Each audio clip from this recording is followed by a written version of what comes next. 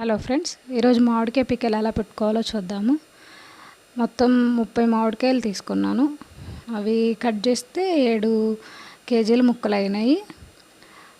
4 కేజీలకి 3 డబ్బాలు కారం, అంటే 3 పావులు కారం, 2 పావులు ఆవపిండి, ఒక 2 స్పూన్లు మెంతిపిండి, ఒక డబ్బన్నర ఉప్పు, ఒక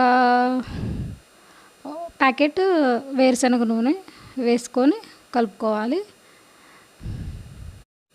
ఈ పికిల్కి మొత్తం నాకు 6 డబ్బాలు కారం, 4 డబ్బాలు ఆవపిండి, 3 డబ్బాలు కల్లుప్పు, 2 ప్యాకెట్లు ఆయిల్, ఒక 4 స్పూన్లు మెంతిపిండి వేసాను.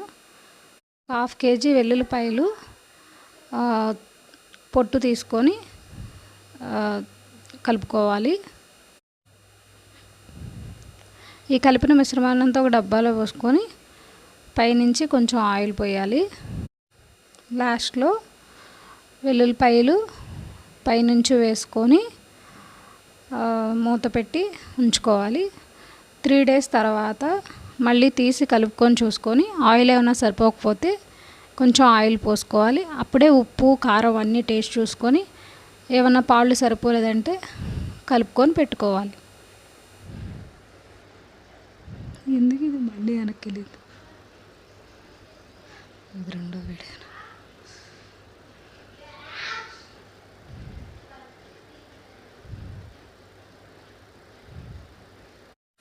ఇంకా 1/2 కేజీ వెల్లుల్లిపాయలు వేసాను.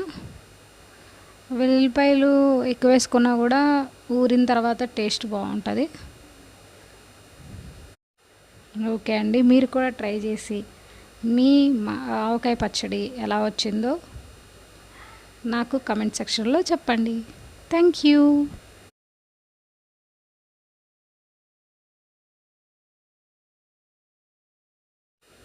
మా వంటలు నచ్చితే సబ్స్క్రైబ్ టు మై ఛానల్.